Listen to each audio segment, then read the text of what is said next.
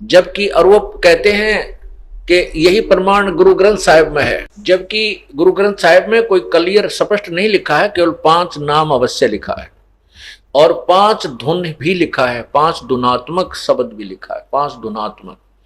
तो ये 5 नाम वास्तव में ये हैं जो हमारे मूल कमल से लेकर कंठ कमल तक खोलते हैं। इससे ऊपर 2 कमल और हैं, एक त्रिकुटी कमल और फिर सहस्रार कमल। तो ऐसे इसमें 7 कमल हैं।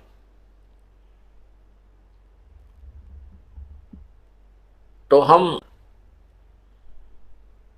जो प्रसंग चल रहा है कि ये 5 नाम की कमाई हम करेंगे तो हम कंठ कमल तक बरी हो जाएंगे, फरी हो जाएंगे, हम ऋण मुक्त हो जाएंगे और ये देवता हमें रोकेंगे नहीं, क्योंकि इनका जो कर्ज होगा, जो ऋण होगा, वो लोन हम चुका देंगे इन मंत्रों से।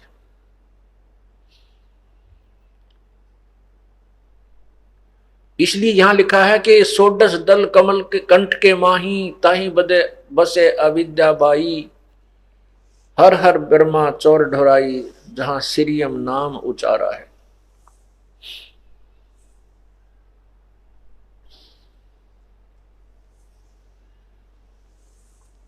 फिर लिखा कि ता पर कंज कमल है भाई, बग भंवर दो रूप लखाई, निज मन करता जहां वहां ठकुराई, सो नैनन पिछवाड़ा है।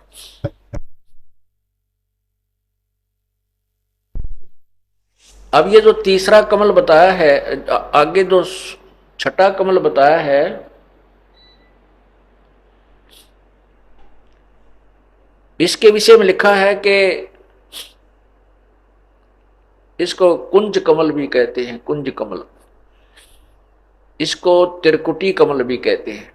अब किसी से पूछिए, कहते हैं त्रिकुटी यहां पर है, यहां बताते हैं नहीं, इन नैनों के पीछे, ये दोनों नैन जो इन नैनों के पीछे यहां, क्योंकि ये बैक बोन से संबंधित हैं हमारी ये सारी कमलें, रीढ़ की हड्डी के साथ साथ पैरेलल आ रही हैं ऊपर। तो यहां आकर के ये यहां नहीं है, इन आंखों के पीछे बैक साइड में है, इस खोपड़ी में बच्चे ने, वहां पर सफेद और काले कलर का 2 पंखुड़ियों का कमल है, इसको त्रिकुटी कमल कहते हैं। इसके आगे सहस्रार कमल है।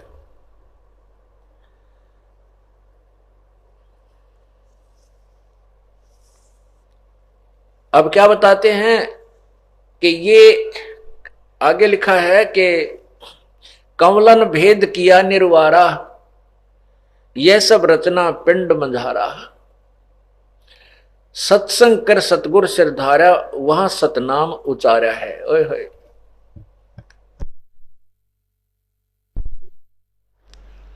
त्रिकुटी कमल तक कहते हैं कि इन 5 कमलों का भेद आपको बता दिया है, और पूर्ण संत जब आपको मिल जाएगा वो इसका सब निर्णय देगा और वो सतनाम देगा। और त्रिकुटी कमल पर जाकर के हम सतनाम की कमाई का अकाउंट देंगे। त्रिकुटी कमल पर जाकर के सतनाम जो हमारा जाप है, उसमें जो ओम मंत्र है, 2 अक्षर का जो मंत्र है, ये सतनाम 2 अक्षर का मंत्र है। ओम नाम जो ओम की कमाई है वो हम ब्रह्म को छोड़ देंगे। जैसे गीता जी अध्याय नंबर 18 के श्लोक 66 में कहा है कि सर्वधर्मान परित्यज माम, मेरे लेवल की, मेरे स्तर की जितनी भी तूने धार्मिक अनुष्ठान किए हैं, पूजाएं की हैं, वो मुझ में त्याग, परित्यज्य माने त्याग कर, एकम शरणम व्रज, उस एक सर्वशक्तिमान की शरण में चला जा।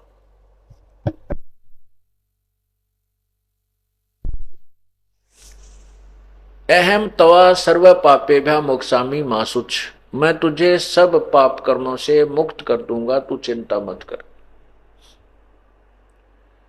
ओम नाम की कमाई, जो सतनाम में 2 मंत्र हैं, एक ओम और तत्, सांकेतिक है जो केवल उपदेशी को बताया जाता है, ओम नाम के जाप की कमाई हम त्रिकुटी पर इस काल भगवान को दे देंगे, फिर ये हमें आगे जाने देगा।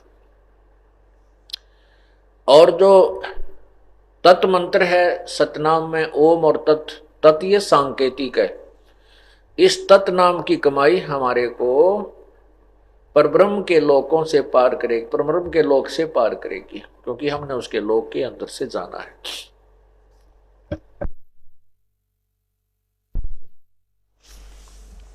तो यहां क्या बताते हैं, ये कमलन भेद किया निर्वारा,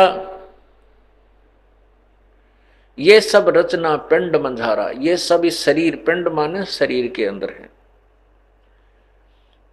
और सत्संग कर, सत्संग कर सतगुरु सिरधारा, यानी सत्संग को सुना और जब तत्वदर्शी संत मिला उसके उसके उस सच्चाई का को हमने स्वीकार करना।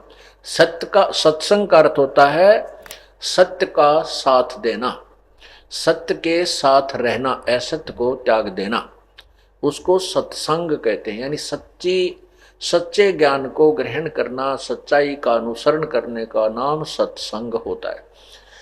और सत्संग के अंदर वो ज्ञान कराया जाता है, उसको सुन करके हम उस ज्ञान के आधार से अपना जीवन बदल लेते हैं। सत्संग कर सतगुरु सिरधारा, वहां सतनाम उचारा है, वह सतनाम उचारा है। अब क्या बताते हैं, आंख कान मुख बंद कराओ, अनहद झिंगा शब्द सुनाओ, दोनों तिल एक तार मिलाओ, तब देखो गुलजारा है।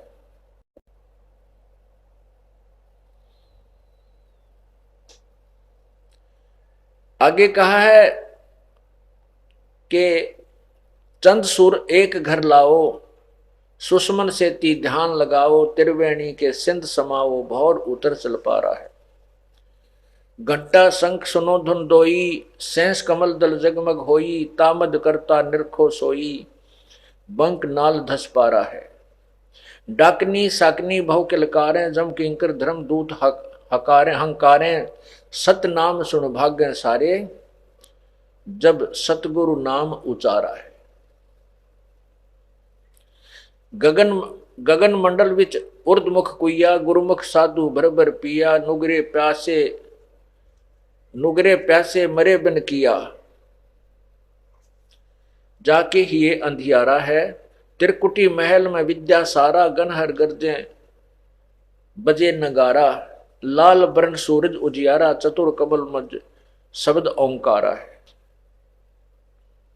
साध सोई जिन ये गढ़ लीना, नौ दरवाजे प्रगट चीना, 10वां खोल जाए जिन दीना, जहां कुलफ रहा मारा है। आगे सेत सुन है भाई, मान सरोवर पैठ अन्हाई, हंसन मिल हंसा हो जाई, और मिले जो अमी आहारा है। किंगरी सारंग बजे सितारा, अक्सर ब्रह्म सुन दरबारा, द्वादश भानु हंस उजियारा, सटदल कमल मंझार शब्द निरंकारा, महासुन सिंध विस्मी घाटी, बिन सतगुर पावै नहीं बाटी, व्याघ्र सिंह सर्प बहु काटी, और तहां सहज अचिंत पसारा है। सटदल अष्टदल कमल पार ब्रह्म भाई, दहने द्वादश अचिंत रहाई, बामें 10 दल सहज समाई, यो कमलन निर्वारा है। कहते हैं 5 ब्रह्म और 5 अंड बीनो, 5 ब्रह्मनी अक्षर चीनो, 4 मुकाम गुप्त तह कीनो, जामद बंदीवान दरबारा है। 2 पर्वत के मध्य चंद निहारो, बहर गुफा संत पुकारो, हंसा करते केल अपारो, तहां गुरुवन दरबारा है। सहज 88 दीप रचाए, हीरे पन्ने महल जड़ाए, मुरली बजत अखंड सदाए, तहां सोहम झनकारा है। सोहम हद तजी जब भाई, सतलोक की हद पुन आई, उठत सुगंध महा अधिकाई, जाको वार न पारा है।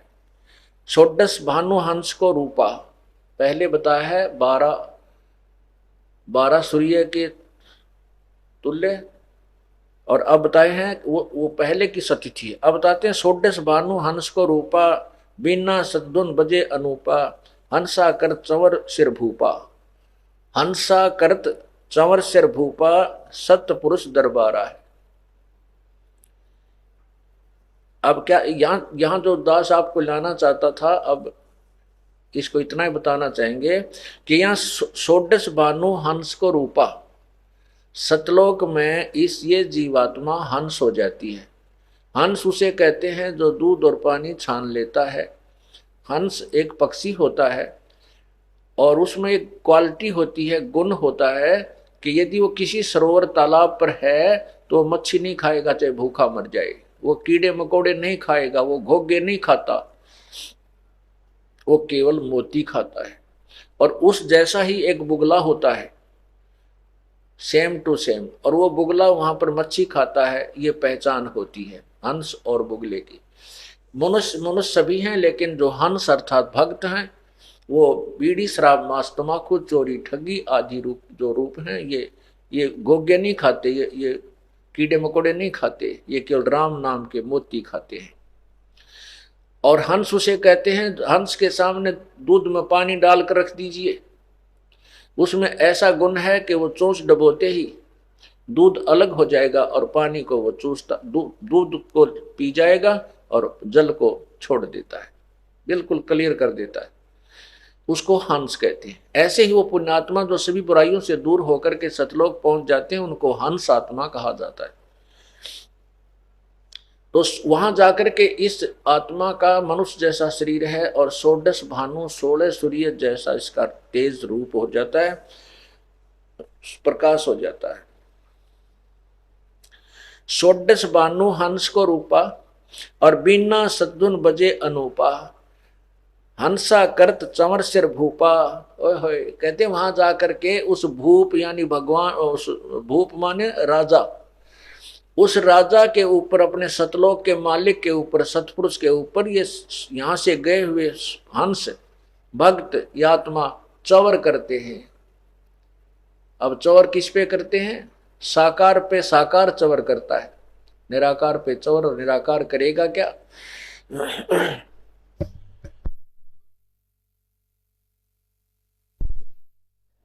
षोडश भानु हंस को रूपा, 16 सूर्य जैसा उस हंस का रूप यानी तेजो में शरीर बन जाता है। और बिना सतदुन बजे अनूपा, हंस करत चंवर सिर भूपा। हंस वो पुण्यात्मा वहां गई हुई अपने भगवान के ऊपर चंवर करती हैं। और ये वो सतपुरुष दरबारा है, सतलोक में सतपुरुष का दरबार है, उसका जो है ना स्थान है। कोटि कोटिन भानु उदय जो होई, करोड़ सूर्य उदय हो जा, एते ही पुन चंद्र खिलोई।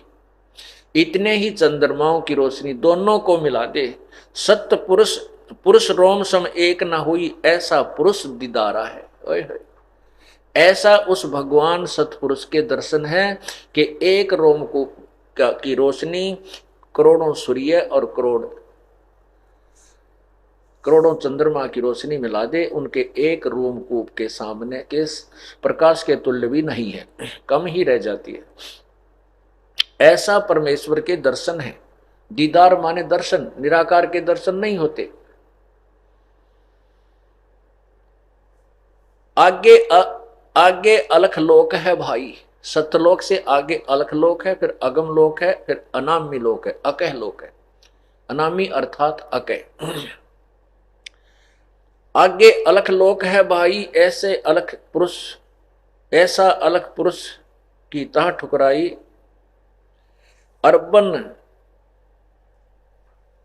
अर्बन सूर रोम सम नाही, ऐसा अलख दीदारा है।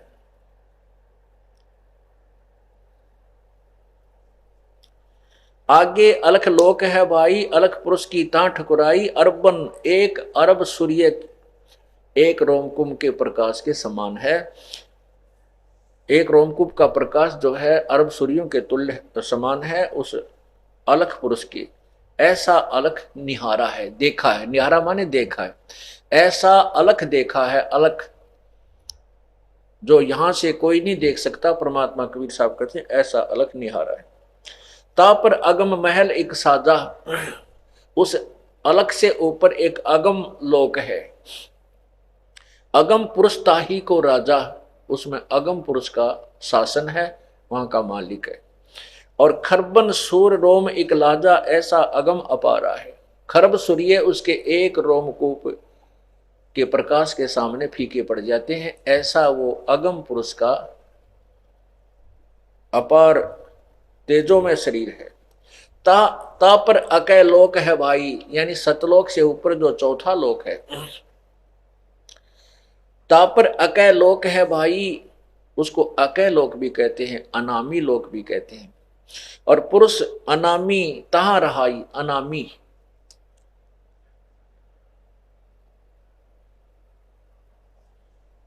जो पहुंचे जानेगा वाही, वो कहन सुनन से न्यारा है। अब कहते हैं काया भेद किया निर्वारा।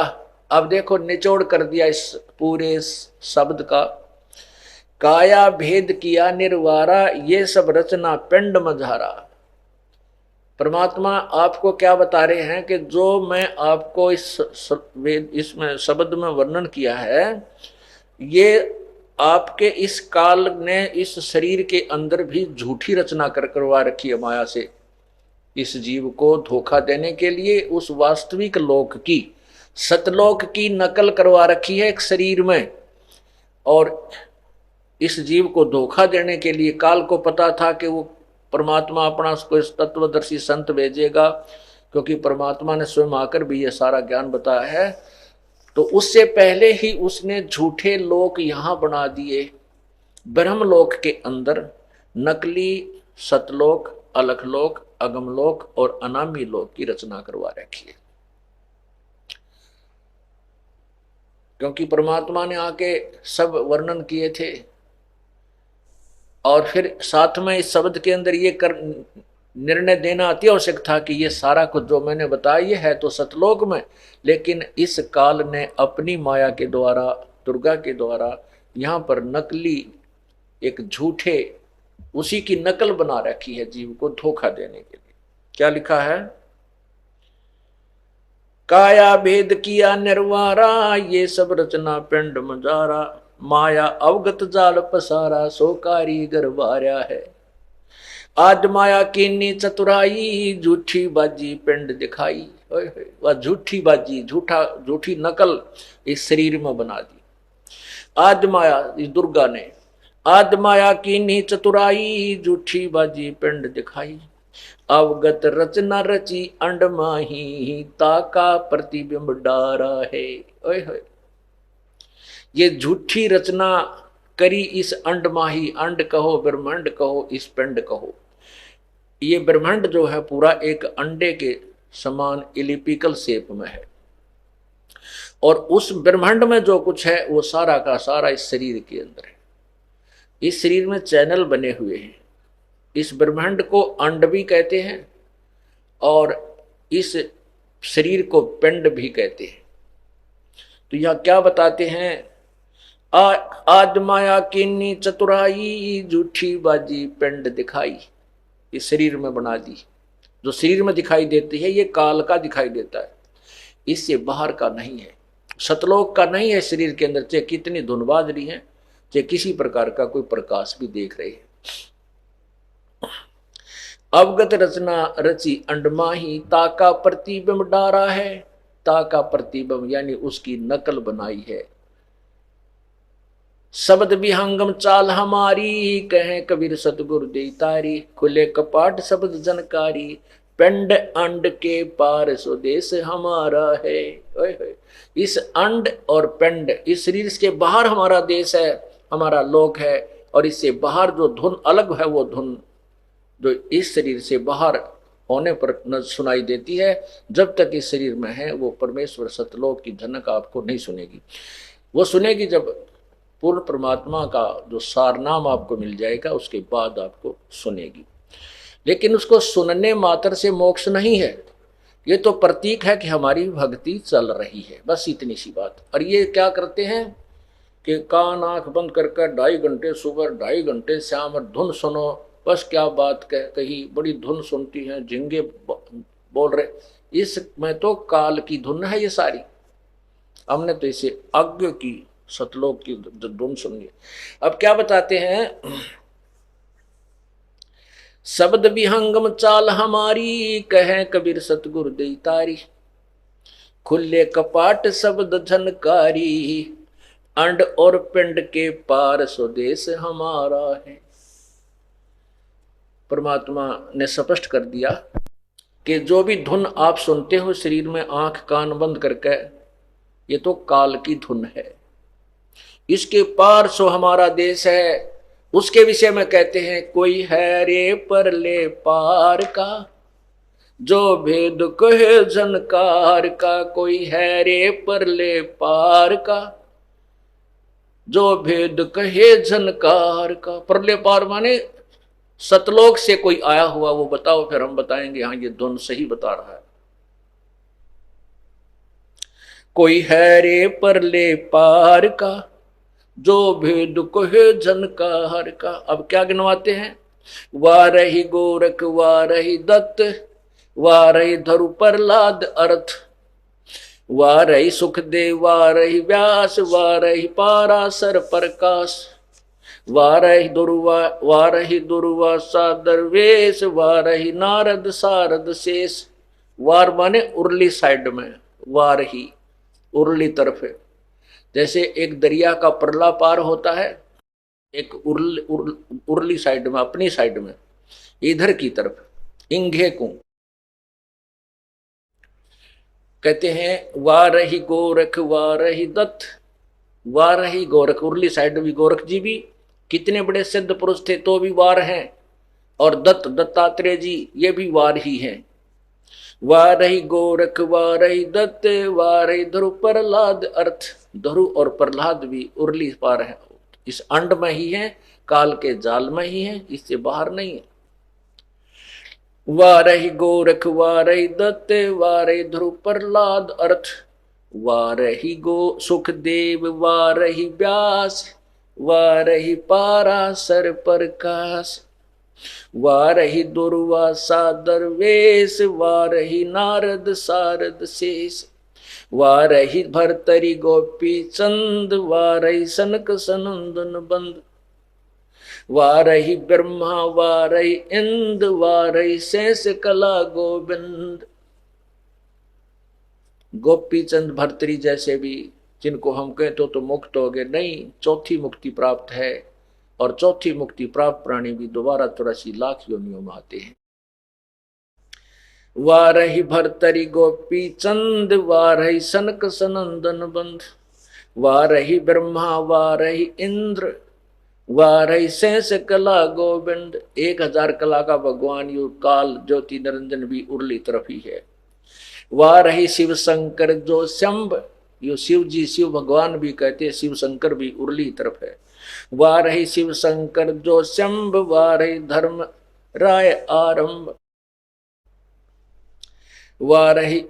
वारही धर्म राय धर धीर, परम धाम पहुंचे कबीर। परम धाम यानी परली तरफ तो केवल एक कबीर साहब पहुंचे, और या उन्हीं के अनुयायी जो जिनको उन्होंने नाम दिया वो गए। रग रग यदुश्याम अथर्व वेद, परम धाम नहीं लया वेद।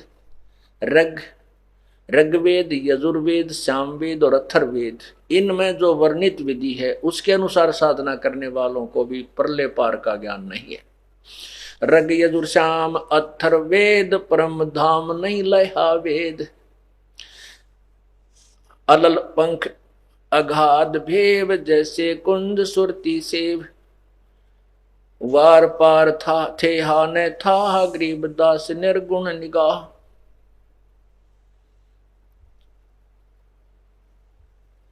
अब क्या बताया है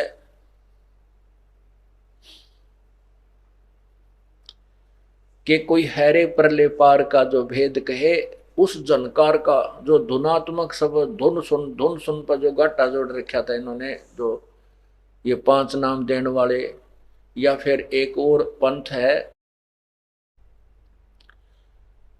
जो कहता हंस का उल्टा कर ले, हंस शब्द को उल्टा कर ले तो सोहम बन जाता है। और हंस, वैसे तो हंस का उल्टा करने से सोहम नहीं बनता। और वो कहते हैं हंस जीव को कहते हैं, और जीव का जीव ही जाप कर रहा है। और सोहम शब्द के सोहम बना लिया उन्होंने, क्योंकि सोहम शब्द तो किसी शास्त्र में है ही नहीं, कबीर परमेश्वर ने आके बताया है। उस सोहम शब्द को कोई देने का अधिकारी भी नहीं है इस दास के अतिरिक्त।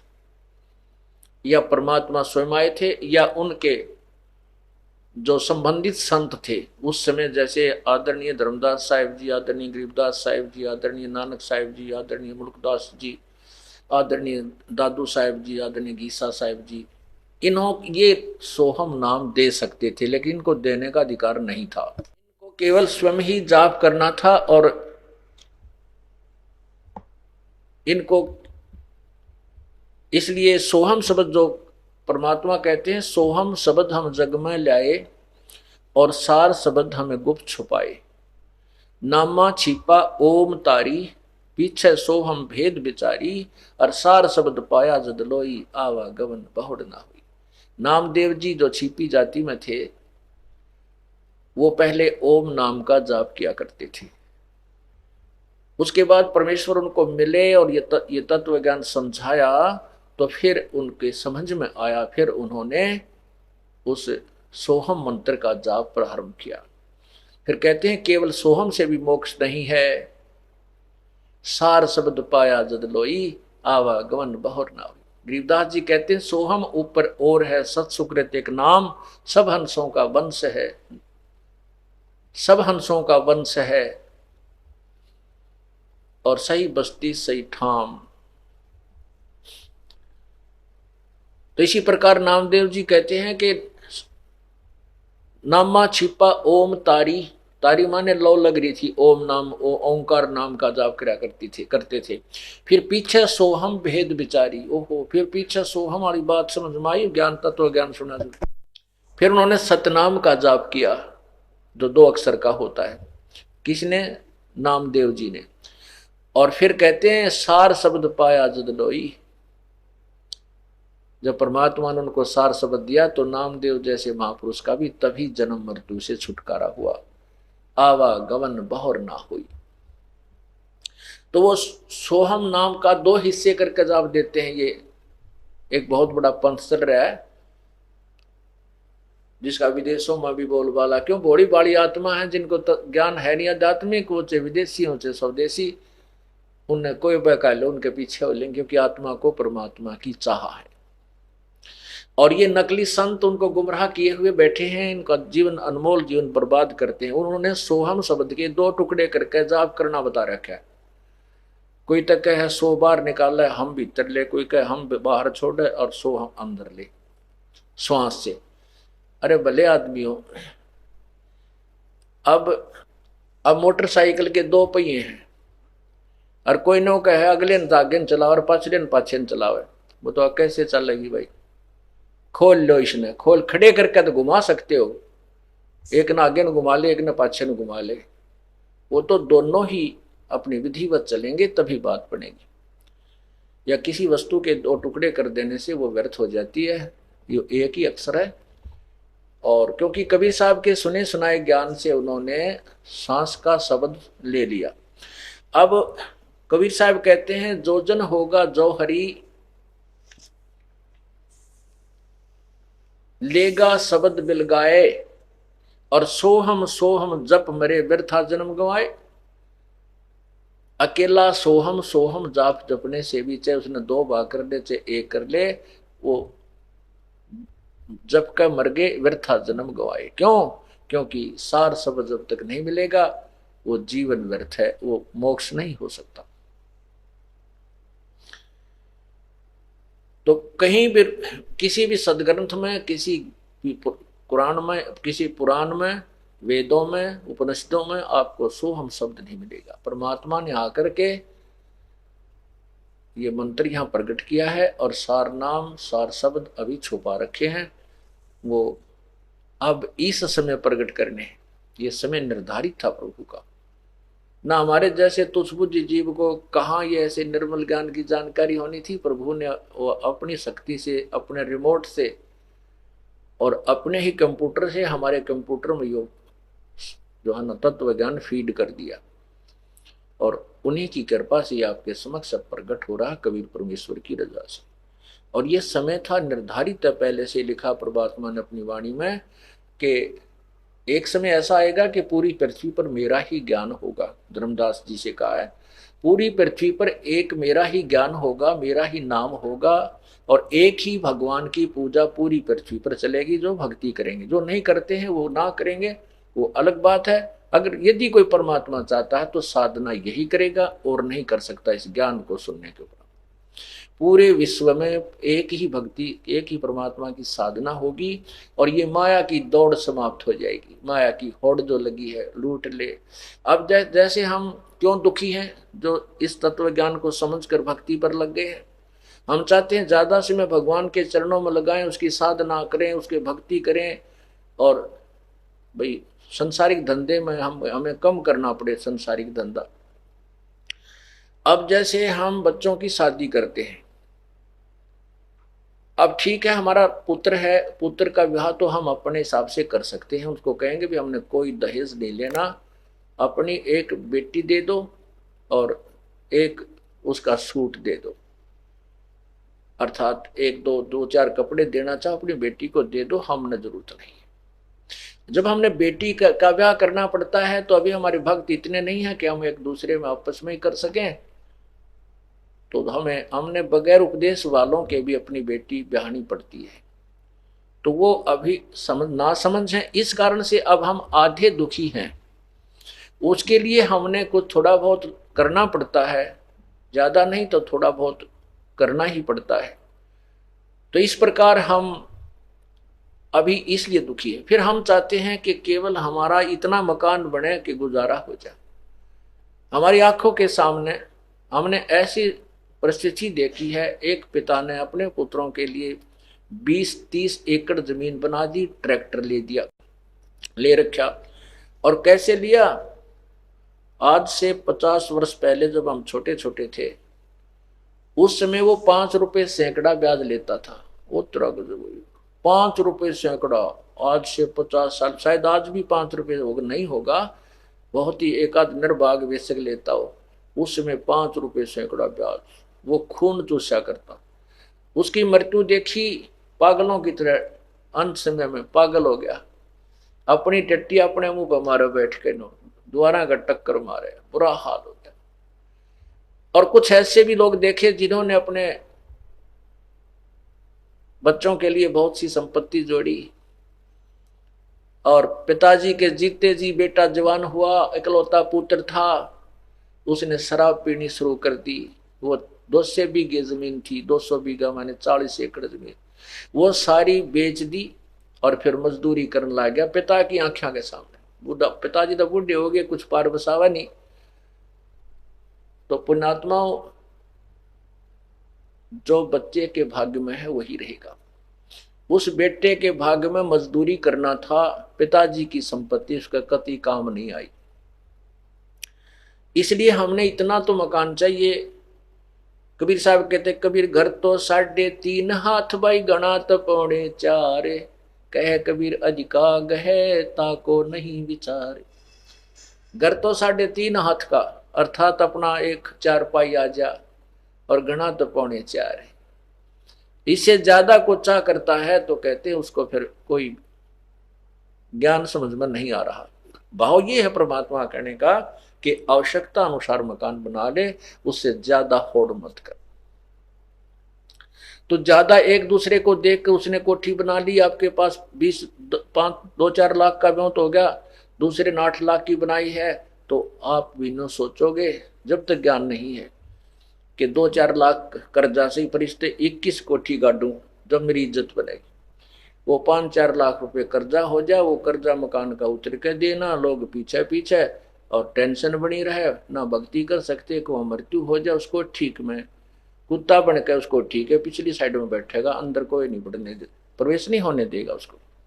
तो इसलिए हम आधे दुखी इस प्रकार हैं, एक दूसरे ने देखकर माया जोड़ की होड़ लगाई हुई है। जब हम सभी को पूरे विश्व में ये ज्ञान फैल जाएगा, फिर तो छोटे छोटे मकान बनावाएंगे, काम चलाओ, और अपनी भक्ति ज्यादा करा करेंगे और माया की दौड़ कम हो जाएगी, आवश्यकताएं कम होगी, तो अपने आप माया की हवस समाप्त हो जाएगी। इस प्रकार जब परमात्मा यहां आते हैं, अब आपने सुना कि उन्होंने कितना ज्ञान फैला रखा था कि परमात्मा निराकार है, और सतलोक में जाकर के वो प्राणी परमात्मा में लीन हो जाता है, जैसे समुद्र बूंद में हो जाती, बूंद समुद्र में मिल जाती है। नहीं, ऐसा कुछ नहीं है। अगर ऐसा है तो फिर वहां जाने का कोई फायदा नहीं। हम भगवान के लिए भटकते फिर रहे हैं, परमात्मा मिले, उनके दर्शन करें, उनको देखें, उसको देखने से हमें आनंद आएगा, और वो कहें वहां है नहीं, तो फिर वही क्या फायदा, कौन इंटरेस्ट बनाएगा। अब लड़की की सगाई कर रहे हैं, और लड़की को कहे कि तेरा दुल्हा तो है नहीं, वो तो निराकार है, तो बता के इंटरेस्ट बनेगा शादी का। उधर से लड़के ने कहा कि तेरी पत्नी तो है नहीं भाई, वो तो निराकार है, ब्याह करवा ले, तो फिर ब्याह क्या तो करवाए जब लड़की निराकार है। ऐसी बेहुदी थ्योरी लोगों ने बना करके हमें मिसगाइड किया हुआ है। वहां परमात्मा है, हमरे ही उनिहार है, हमारा सृजनहार, हमारा भगवान हमारे स्वरूप में है। यही पवित्र बाइबल में लिखा है कि परमात्मा ने मनुष्य को अपने ही स्वरूप के अनुसार बनाया है, नर और नारी करके उनकी सृष्टि की है। इति सिद्धम, परमात्मा सशरीर है और मनुष्य सदृश है।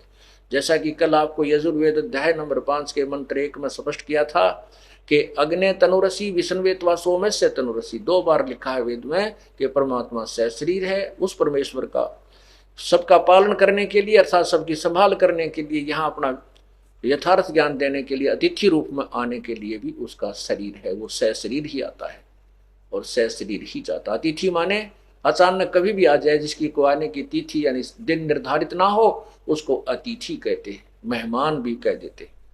मेहमान उसे कहते हैं जो कुछ समय के लिए रुकता है। तो परमात्मा यहाँ कुछ समय आते हैं। 120 वर्ष काशी में कबीर जुलाहा रूप में आए थे, अतिथि रूप में, और सशरीर आए थे, सशरीर चले गए थे। वो स्वयंभू हैं, उनकी कोई माता पिता नहीं है।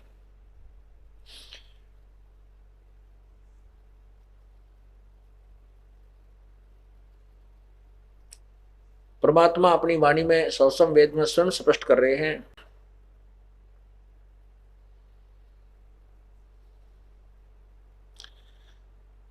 अवधो अवगत से चल आए, कोई मेरा भेद मर्म नहीं पाया।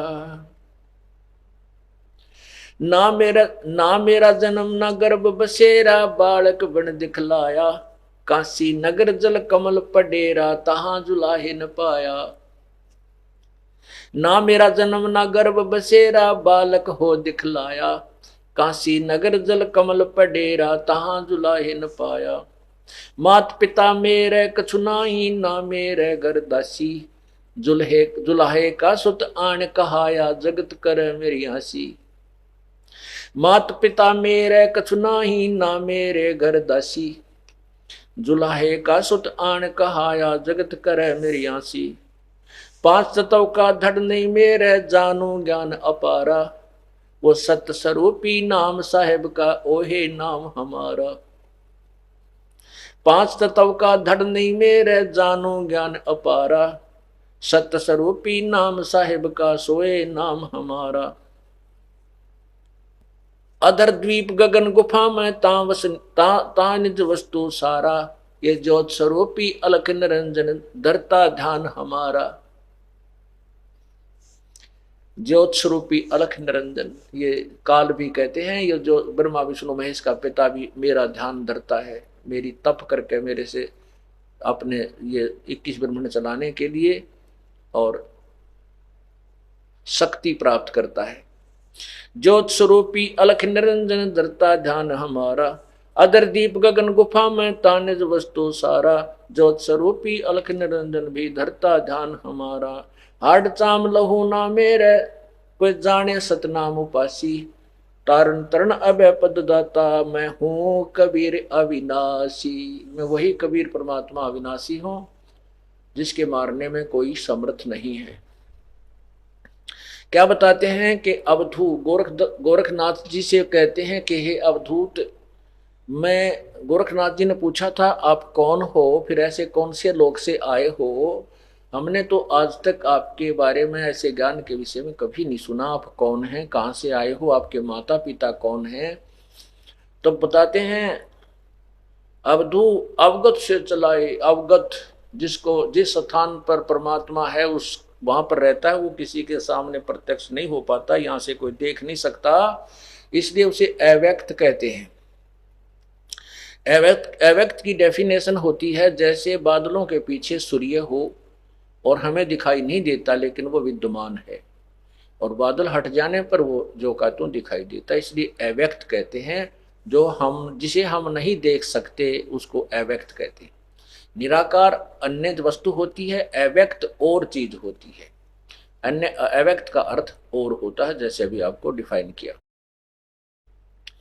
तो कहते हैं उस अवगत से चले आए, उस अव्यक्त स्थान से आए हैं हम, जहां तुम्हारे किसी भी साधक की दृष्टि नहीं जा सकती, तुम्हारी दिव्य दृष्टि भी वहां तक नहीं पहुंच सकती। दिव्य दृष्टि मीन एक दूरबीन समझो। दूरबीन की अपनी अपनी जो है, ये सूक्ष्म दर्शी जिसे कहते हैं, अपनी उसकी अपनी रेंज होती है, कुछ इतने स्थान तक देख सकती है, इतने डिस्टेंस तक देख सकती है। तो इसलिए किसी भी ऋषि महर्षि और ब्रह्मा विष्णु महेश की दिव्य दृष्टि उस सतलोक को नहीं देख सकती। ये तो ब्रह्मलोक को भी नहीं देख सकते जहां पर ये ज्योति निरंजन रहता है।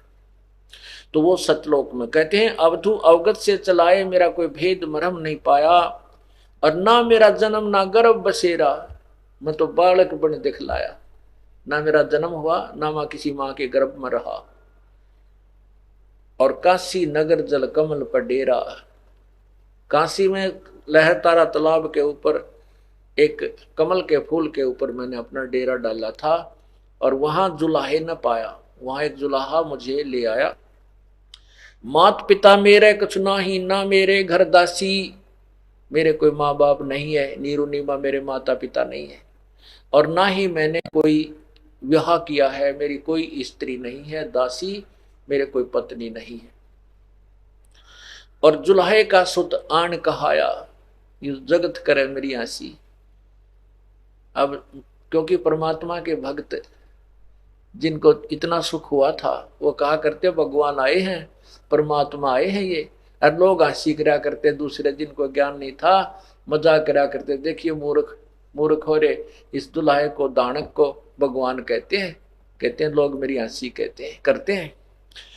मात पिता मेरे कछु ना ही, ना मेरे घर दासी, जुल्हे का सुत आन कहाया, जो जगत करे मेरी हंसी।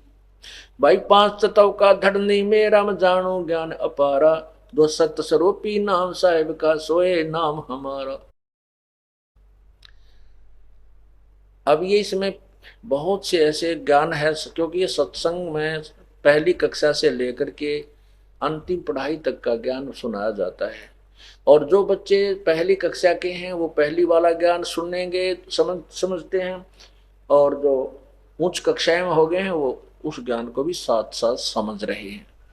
अब इसमें क्या बताया है, ये है वो अंतिम, जिनको सारनाम मिल गया है वो समझ जाएंगे इस बात को। कबीर साहब कहते हैं जो जग होगा जो जन होगा जो हरि लेगा शब्द बिल गाए, जो जन होगा जो हरि वो लेगा शब्द परख। जो आपको सारनाम दिया जाएगा, जो उस समय दिया जाता है जब आप काफी बुद्धिमान हो जाते हो, उस ज्ञान को समझ जाते हो, और तभी वो नाम आपको नाम जचता है, वो सारनाम आपको सारनाम ही महसूस होता है। अन्यथा वो आप उसको उसके ऊपर रुक नहीं सकते, उस नाम को नाम नहीं, वो सारनाम मान नहीं सकते, ऐसा नाम है। कहते हैं जोजन होगा जौहरी लेगा शब्द परख, और कहते हैं यो सार नाम मेरा आदि का और सुन मत जाइयो सरक। ये जो नाम सार नाम आपको दिया जाता है वो मेरा वही वास्तविक नाम है, इसको सुनकर सरक मत जाना, डगमग मत हो जाना। जोजन होगा जौहरी लेगा नाम परख, वो परख लेगा उस नाम को, कहा वह सही है, ये तो गुरुजी ने जो दिया है सच यही है। और ये कहते हैं यही नाम मेरा आदि का, और सुनकर मत जाइयो सरक, कहते डगमग हो जाओ, यो किसा सारना हो, यो क्यों यो ऐसा हुआ कर सारना, ऐसे मत सोचना। कहते हैं ये मेरा नाम आदि का है। तो यहां क्या कहते हैं, सत्य स्वरूपी पांच तत्व का धरनी मेरा जानो ज्ञान अपारा, जो सत्य स्वरूपी नाम साहिब का सोए नाम हमारा, अधर द्वीप गगन गुफा में तानिज वस्तु सारा, वो ज्योत स्वरूपी अलख निरंजन भी धरता ध्यान हमारा। अब आपको दिखाते हैं कि ज्योति निरंजन भी उसी परमात्मा का ध्यान धरता है, और साथ में ये ब्रह्मा विष्णु महेश भी उसी तरह उस काल के भ्रमित किए हुए ये तप करते रहते हैं। जैसा कल शाम के समय आपको बताया था कि विष्णु जी कह रहे हैं कि मैं अधिकतर समय तप करता हूं, तो तुम साधना करते हो तो किसका ध्यान लगाते हो? अब सारे भ्रमित हैं। अब आपको दिखाते हैं, एक ना भूला दो ना भूली, भूली सब संसारी, मेरे साथ दो भाई मैंने सब जग भूला पाया, इसी भूल में ब्रह्मा भूला, इसी भूल में विष्णु शिव जी, ये सारे कहते हैं वो ज्ञान ही नहीं हुआ बाई का बोलते रहते हैं, क्योंकि तत्व ज्ञान से अपरिचित है। ये दास नहीं कह रहा, परमात्मा कबीर जी कह रहे हैं, और कबीर जी का प्रमाण ये अपने सदग्रंथ देवी भागवत महापुराण भी कर रही है। इसको देखिए, यह है श्रीमद् देवी भागवत,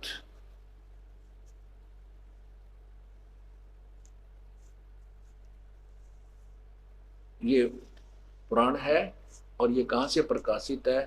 गीता प्रेस गोरखपुर से है, ये गीता प्रेस गोरखपुर से। और यहां देखिएगा,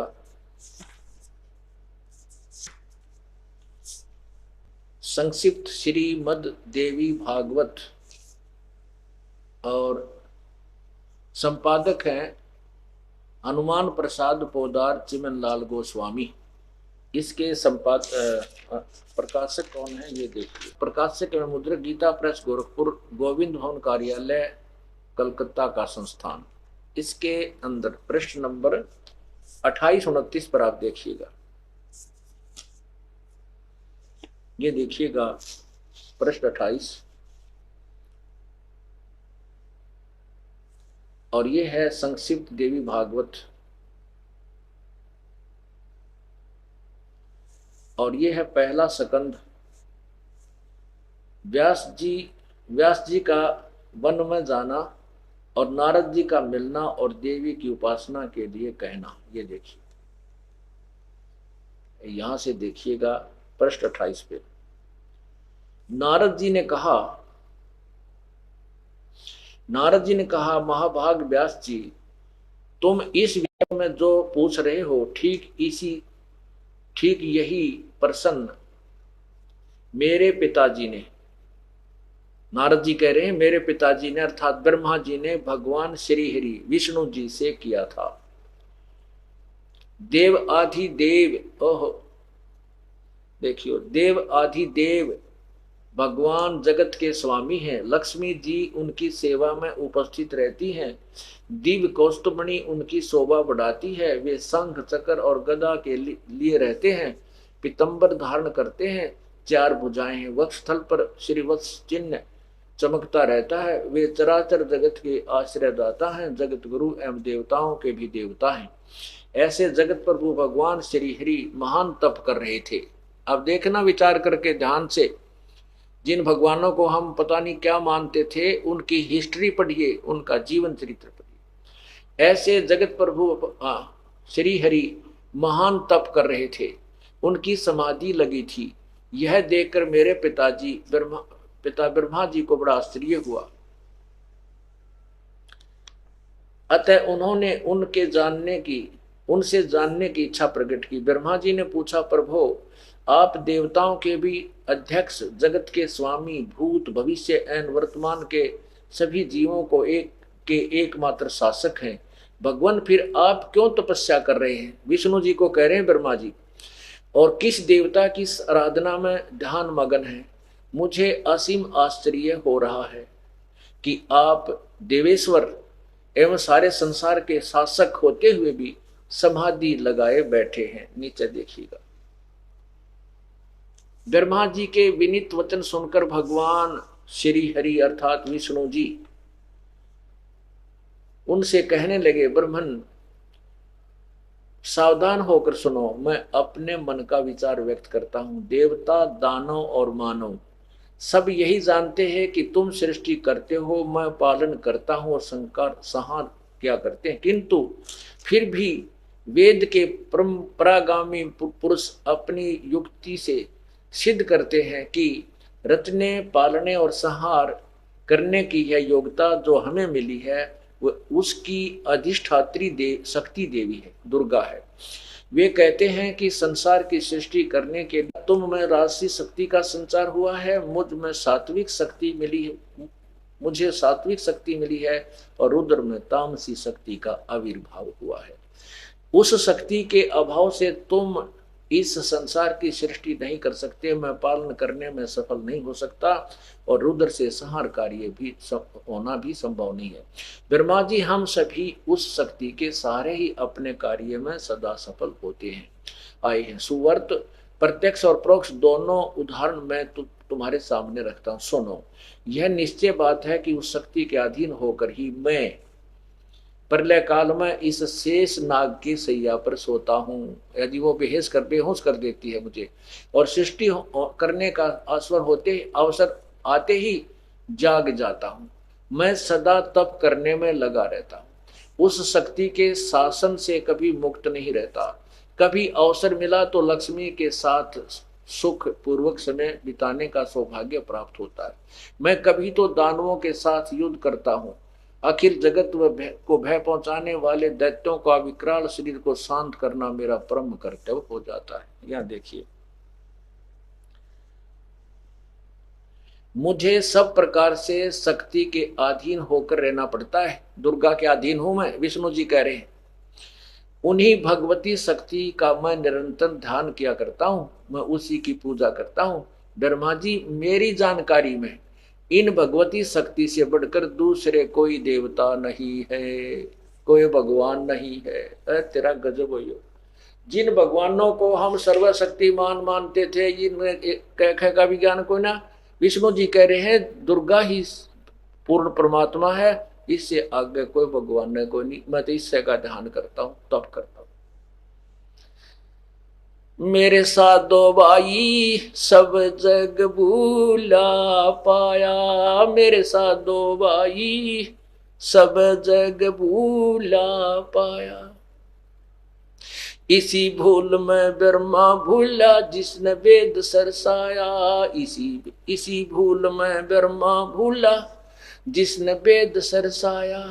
वेद पढ़ियो पंडित भूला, वो मर्म भेद ना पाया। मेरे साथ दो भाई सब जग भूला पाया, मेरे साथ दो भाई सब जग भूला पाया। इसी भूल में विष्णु भूला जिन वैष्णो धर्म चलाया, इसी भूल में विष्णु भूला जिन वैष्णो धर्म चलाया। तीर्थ व्रत का बांध महात्म बहुविध जीव फसाया। मेरे साथ दो भाई सब जग भूला पाया, मेरे साथ दो भाई सब जग भूला पाया। इसी भूल में शंकर भूला जिन भिक्षुक पंथ चलाया, इसी भूल में शिव जी भूला जिन भिक्षुक पंथ चलाया। सिर पर जटा हाथ में खप्पर घर घर अलख जगाया। मेरे साथ दो भाई सब जग भूला पाया, मेरे साथ दो भाई सब जग भूला पाया। इसी भूल में भूले मच्छंद्र जिन संगल द्वीप बसाया, इसी भूल में भूले मच्छंदर जिन संगल दीप बसाया, विषय वासना के वश होकर अपना योग नसाया। मेरे साधो भाई सब जग भूला पाया, मेरे साधो भाई सब जग भूला पाया। कह कबीर सुनो भाई साधो, इस फूल का भेद न पाया। कहें कबीर सुनो भाई साधो, इस भूल का भेद न पाया। जिसने पा गया इस भेद भूल का, वो गर्भवास नहीं आया। मेरे साधो भाई सब जग भूला पाया, मेरे साधो भाई सब जग भूला पाया।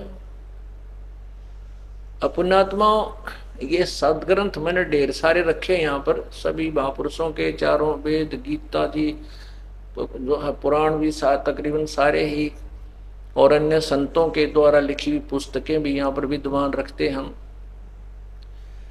यदि ये दास सीधा कह देता ये बात कि विष्णु जी को कोई ज्ञान नहीं है, तो इस टीवी को देखने वाले टीवी भी फोड़ दें और मेरे सिर हो जाए आके, कैसे कह दिया, कैसे कह दिया। और जब उन्हीं के द्वारा जिसके ऊपर वो आधारित है, वो पुण्यात्मा और देवी भागवत को शिरोधार्य मानते हैं, इसमें सत्य ज्ञान है, उसी में दिखा देता हूं, तो उनकी जो वो पारा हाई होने लगे है, वो बीपी लो हो जाता। फिर एक भक्त, वो नायब सूबेदार,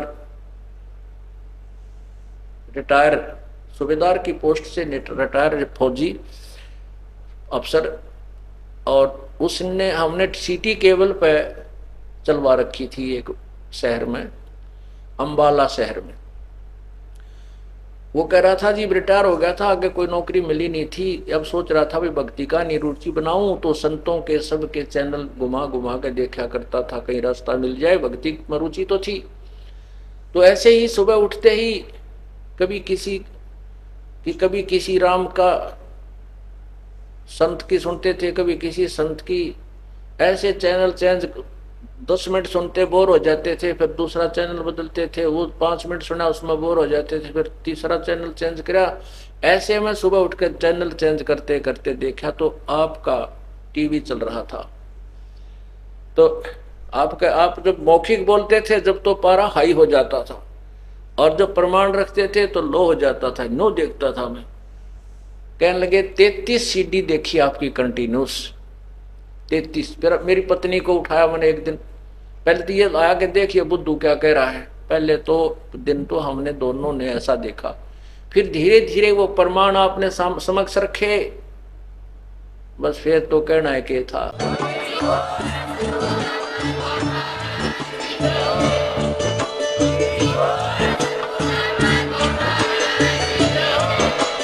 आप सुन रहे थे जगत गुरु तत्वदर्शी संत रामपाल जी महाराज जी के मंगल प्रवचन। अधिक जानकारी के लिए विजिट कीजिए हमारी वेबसाइट www.jagatgururampalji.org। संत रामपाल जी महाराज जी के शुभ आशीर्वाद से पूरे विश्व भर में 500 से भी ज्यादा नाम दीक्षा केंद्र हैं, जिन पर संत रामपाल जी महाराज जी द्वारा ऑनलाइन निशुल्क नाम दीक्षा दी जा रही है। अपने नजदीकी नाम दीक्षा केंद्र का पता करने के लिए संपर्क करें 8222880541।